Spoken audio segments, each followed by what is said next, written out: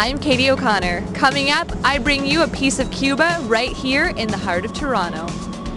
I'm Andrea Hall. I hope you've got your popcorn ready because later in the show, we'll take you on a date to the movies. I'm saving you a seat. Where do musicians in the city come for heavenly acoustics? I'll show you a church-turned music hall coming up after this.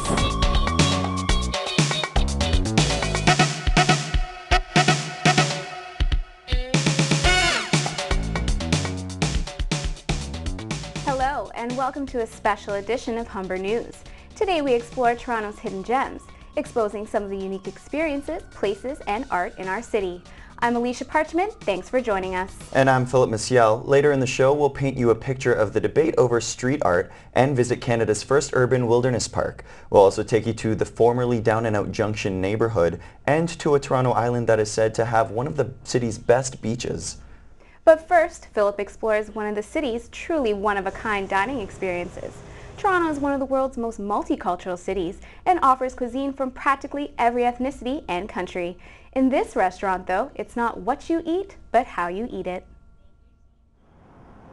Blink and you might miss it. It's the only restaurant of its kind in Toronto. Tucked away on the corner of Church and Charles, you'll see a steep set of stairs leading into a basement. That's Au Noir, one of Toronto's truly hidden gems. This unique restaurant opened its doors in Toronto in 2009. What makes Au Noir so special? Guests will be eating their entire meal in complete and total darkness. You heard me correctly. And who better to serve you in the dark? All the servers are legally blind or vision impaired. So that is a very nice socially conscious concept or practice that I'm really happy to support. And it's blind servers like Victor who are grateful for the opportunity Au Noir provides them. I never thought I'd be a waiter in my life. So I was nervous. At the beginning it was really nerve-wracking. My stomach was aching every night, but after a week or two I started to enjoy. Guests choose their meals in the lobby before diving into darkness with surprise dishes as an option. I'm too nervous to do that. I wish I wasn't. I like to know, at least if I can't see something, what it is. Although it might test the nerves, others think the surprise dishes add to the one-of-a-kind experience that Au Noir offers to its guests. I'm totally doing it. Okay. I'm living large today. The whole idea of heightening your other senses because you can't see. So this is your first time doing this. Are you nervous? I'm really excited. I love food, so it'll be interesting to try it in a different way. Before going in, all cell phones need to be off. Your hand goes on your server's shoulder and you follow them into the pitch black dining room. And then you're blind. For roughly 2 hours you're experiencing what it's like living blind. You might not know where your wine glass is, and you might even use your fingers to eat, but it's all part of the adventure. This is the experience every diner here at Au Noir can look forward to. It's unusual, a little out of the ordinary, but a whole lot of fun, and it brings attention to something some people may not necessarily see. And it looks like it's my turn to experience what Toronto's hidden gem of a restaurant has to offer. Phillip Maciel, Humber News. All right, Victor, let's go. Okay, if you can put your left hand on the left shoulder and make a line, please. I'll be leading you in single file. We have one more identical door. Here we go. Phil, you mentioned in your piece that when you're in complete darkness, your sense of sight is totally gone. Did you find that your sense of smell and taste were heightened? You know, I did. At first, it's a little startling, so you're not really thinking about it, but once you've sat down and you've processed the fact that you can no longer see, at least for the next 2 hours, you start tasting the food, and the smallest things start, tasting so much better. You can taste the black pepper on your steak, or you can, simple things like mashed potatoes or green beans are like, wow, this is fantastic.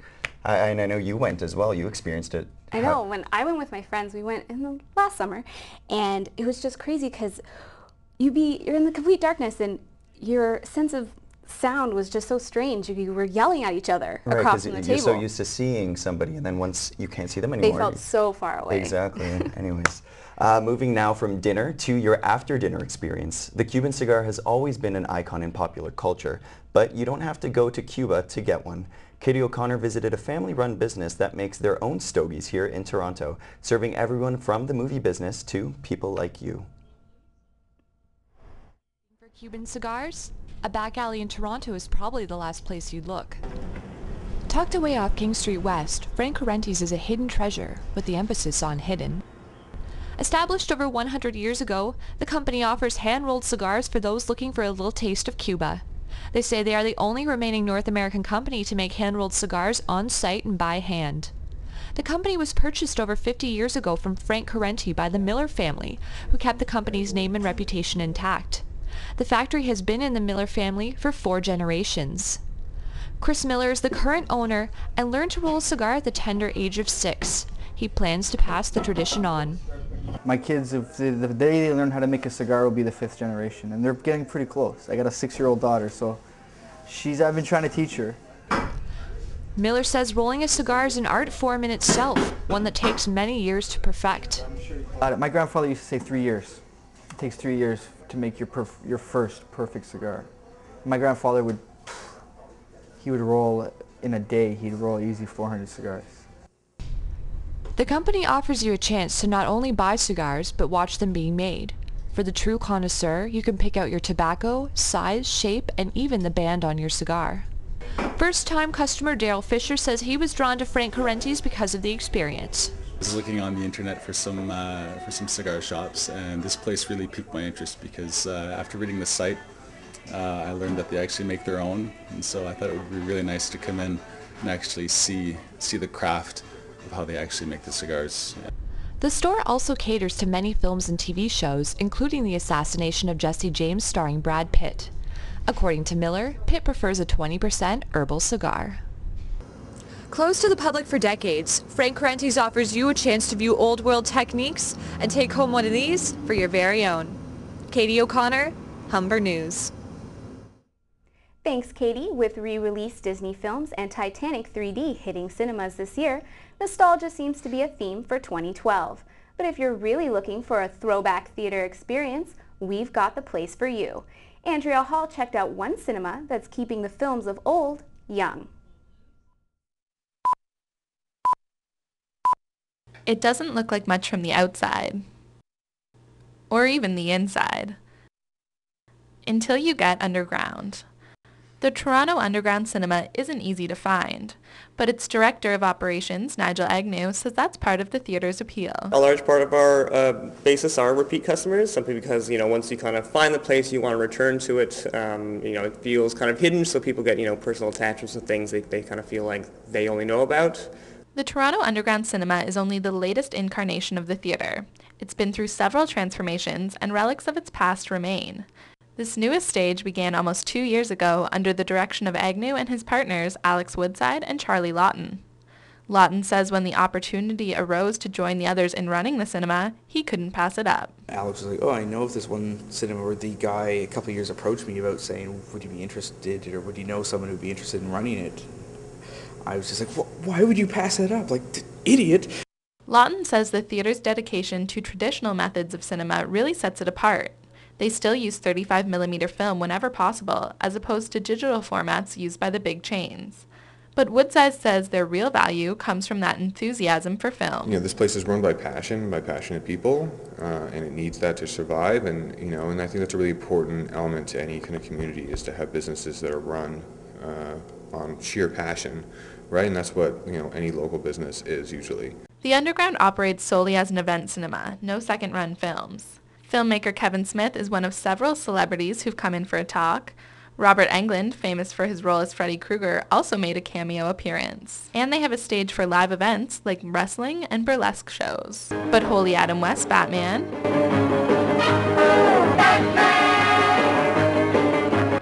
all 3 guys say having the 60s Batman star come in was one of the most memorable events. And Lawton says he was surprisingly easy to get. We contacted Fan Expo and said, hey, we're doing this, what would it take to get Adam West to come out? We would show the movie, he'd talk afterwards, would that be possible? And Fan Expo basically, I could hear them on the other end, no one's asked that, what do we do? Yeah, sure. April is a slow month for the Toronto Underground Cinema, but things will pick up in May. Lawton says there are several events planned, including a free double bill on May 18th to mark the cinema's 2nd anniversary. One of the 2 films played will be Clue, which is also the first film the theater ever showed. The other film is yet to be determined. Andrea Hall, Humber News. Thanks, Andrea. When we come back, we'll have a story about a special place for Toronto musicians and explore the beauty and the battles of the city's graffiti artists. I think it was really dumb to just come out and tell a bunch of kids that are already angry at the establishment that, oh, we're declaring a war on graffiti.